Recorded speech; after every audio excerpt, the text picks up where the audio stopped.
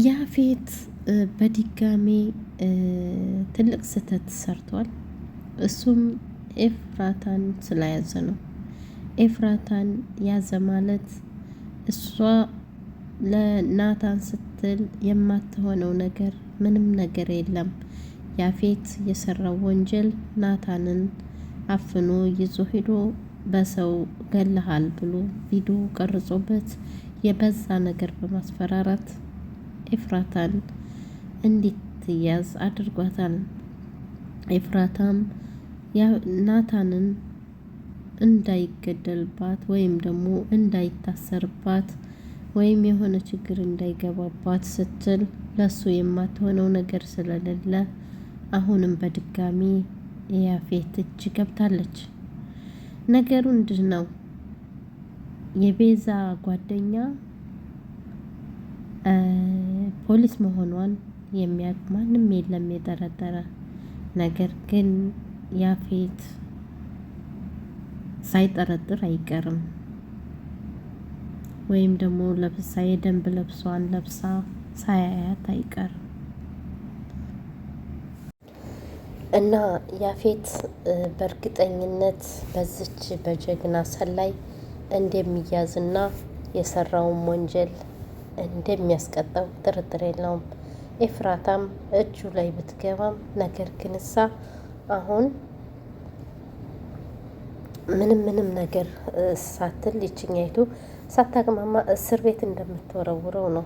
ነገር ግን ብር ያለው ሰው ከእስር ቤት የሚወጣል የሚባል ነገር እንሰማለን እና እንግዲህ ምን ማድረግ እንዳለበት ካሁኑ ጠንቅቆ ያስባል ብዬ አስባለሁ። ለምን ያፌት ካልተያዘ ወንጀሎች እየበዙ እንደሚሄዱ ናታንን እንደሚያሰቃየው በናታን ዙሪያ ያሉትንም እንደሚያሰቃያቸው በእርግጠኝነት የታወቀ ነው። ውድ ቤተሰቦች ሐረግ ድራማን እንግዲህ እንደምትከታተሉና እንደምትወዱት አልጠራጠርም። የኔንም ኮሜንትና ሀሳብ አስተያየታቸውን ስጡኝ። ለምን ብላችሁ ብትሉ እኔም ስለነሱ አስተያየት እየሰጠሁ ነውና። እሺ ወደ ሌላው ርዕሴ ስሄድ እንዲህ ይላል። ከፍ ያለ ቦታ ላይ ስንሆን ኩራት የሚባለው ጭራቅ እንጠንቀቀው። ኩራት እኛን የደረስንበት የስኬት ደረጃ ላይ ያልደረሱ ሰዎች በንቀት እንድንመለከት ያደርገናል። ታችኛው ክፍል ላይ ስንሆን ምሬት የሚባለው ጭራቅ እንጠንቀቀው። መሬት ቅናት እንደሰማና እኛ ያልተሳካልን በሌሎች ሰዎች ምክንያት እንደሆነ እንድናስብ ያደርገናል። ወደ ላይኛው መንገድ ስንጓዝ ስግብግብነት ተብሎ የሚጠራው ጭራቅ እንጠንቀቀው። ስግብግብነት ትዕግስት ያሳጣናል።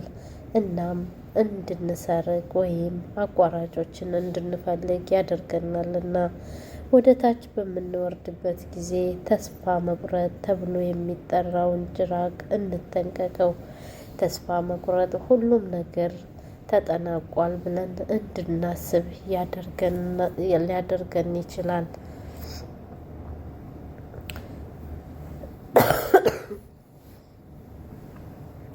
እሺ አህያው ዛፍ ስር ታስሮ ነበር። በአጋጣሚ ሰይጣን መጣና አህያውን ከታሰረበት ፈቶ ለቀቀው። አህያውም ወደ ማሳው እየሮጠ ገብቶ ሰብሉን ማውደም ጀመረ። ይህን ያየችው የገበሬው ሚስት አህያውን በጥይት መታችው። የአህያው ባለቤት በተበሳጨና በንደት የገበሬው ሚስት ገደላት። ገበሬው መጣና ሲያይ ሚስቱም ሞታለች። ወዲያው አጸፋውን መለሰና የአህያውን ባለቤት ተኩሶ ገደለው። የአህያው ባለቤት ሚስት ልጆቿን ጠራችና የገበሬውን ቤት እንዲያቃጠሉ አዘዘቻቸው። ልጆቹ በአመሻሹ ላይ እናታቸው ያዘዘቻቸውን ለመፈጸም ገበሬውን በውስጥ ሲቃጠል እያሰቡ በደስታ ሄዱ። ወዳውም ቤቱን አቃጥለው ተመለሱ። እንደ አጋጣሚ በሚያሳዝን ሁኔታ ገበሬው እቤት አልነበረምና ተመልሶ መጥቶ የአህያውን ባለቤት ሚስትና ልጆቹን ገድሎ ተመለሰ። ሲመለስ ግን ሰይጣንን መንገድ ላይ ያገኘዋል። ገበሬው ትንሽ ሰከን ሲል የሆነውን አስታውሶ ነበርና ሰይጣንን ይህ ሁሉ እንዴት ሊሆን እንደቻለ ይጠይቀዋል። ሰይጣንም እንዲህ አለው፣ እኔ ምንም አልሰራሁም፣ አህያውን ብቻ ነው የፈታሁት። ግን ሁላችሁም የውስጣችሁን ሰይጣን ፈታችሁት። ሁሉም ነገር ያደረጋችሁት እራሳችሁ ናችሁ፣ እኔ አይደለሁም። ሌላ ጊዜ ለምንም ነገር ምላሽ ከመስጠታችን ውሳኔዎችን ከማሳለፋችን በፊት ለአፍታ ቆም ብለን ማሰብ ይኖርብናል።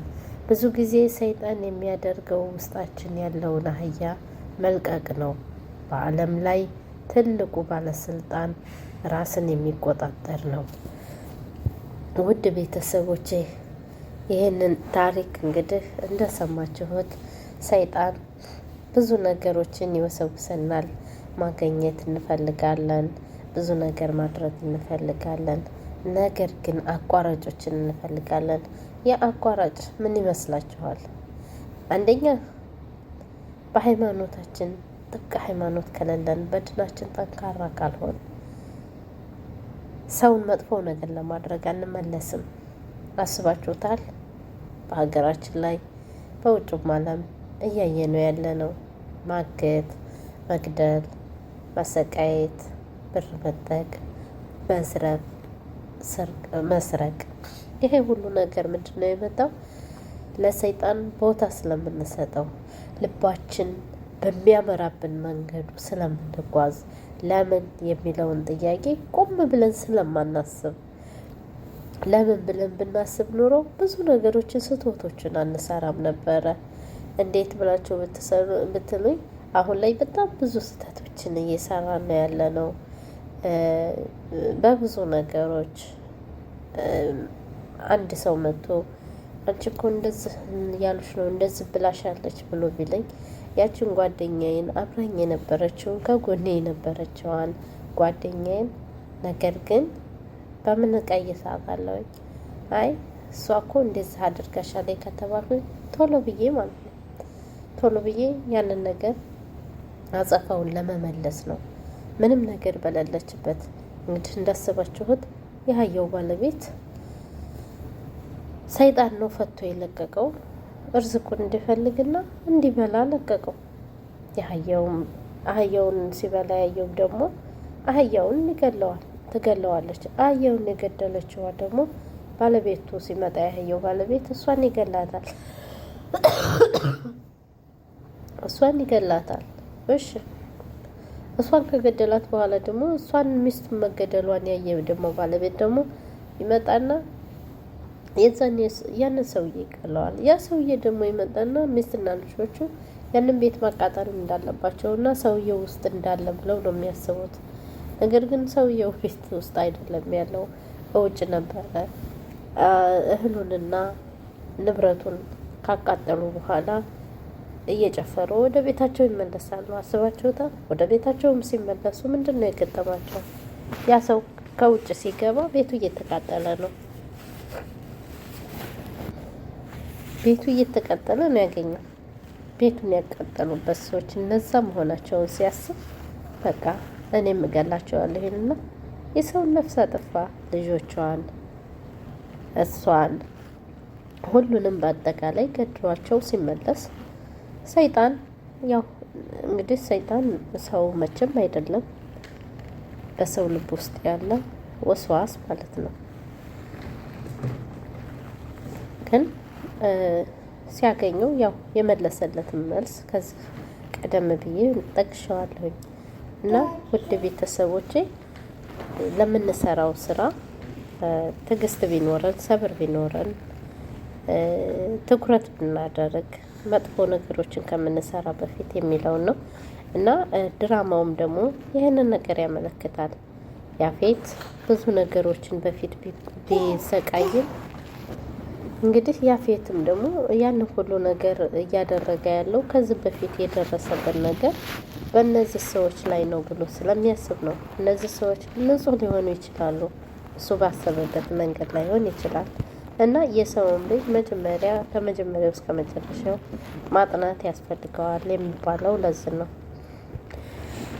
እና ውድ የኔ ቤተሰቦች በሌላ ቪዲዮ እስከምንገናኝ ድረስ ላይክ፣ ሸር፣ ኮሜንት እያደረጋችሁ ሀሳብ አስተያየታችሁን አስቀምጡልኝ።